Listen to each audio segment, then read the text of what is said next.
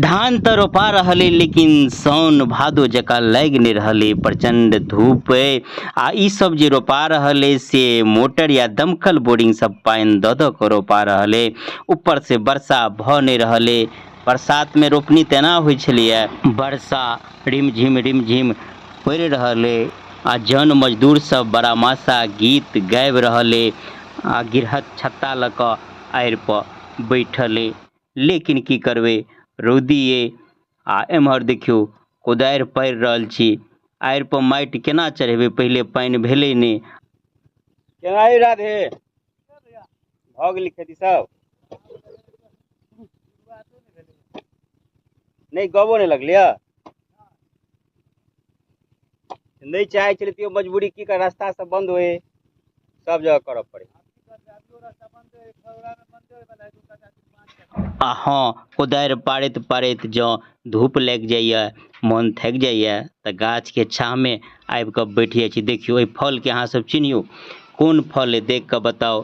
अहाँ सब कहबै कि जामुन अइ, नहि जामुन तऽ झखरि गेलै। ई छोटका, ओकर छोटका भाई छोट छोट दाना होइए, जुमनी अइ।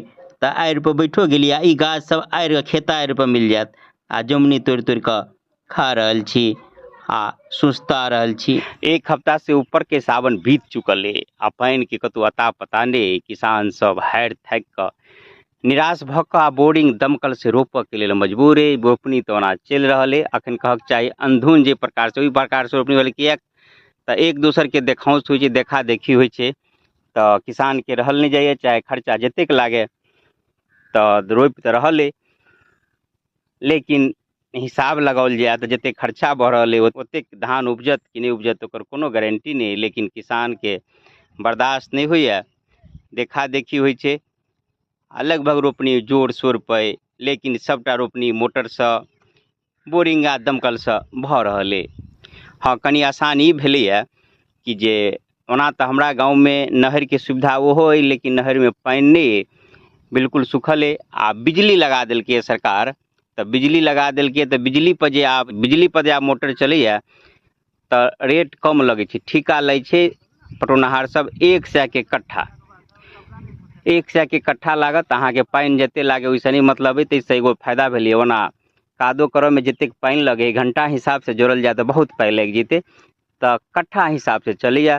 अहाँके पानि पूरा देत आ 100 के कट्ठा लागत। तऽ ई कनि सुविधा भेलैए कि जतेक कट्ठा है अहाँके ओतेक पाइ लागत। आ जाहिठाम फेन बिजलीके व्यवस्था नहीं है तऽ ओहिठाम जे है से होंडा या और डीजल इंजन से काम होइए तऽ ओहिठाम फेन महगा पड़ि जाइए।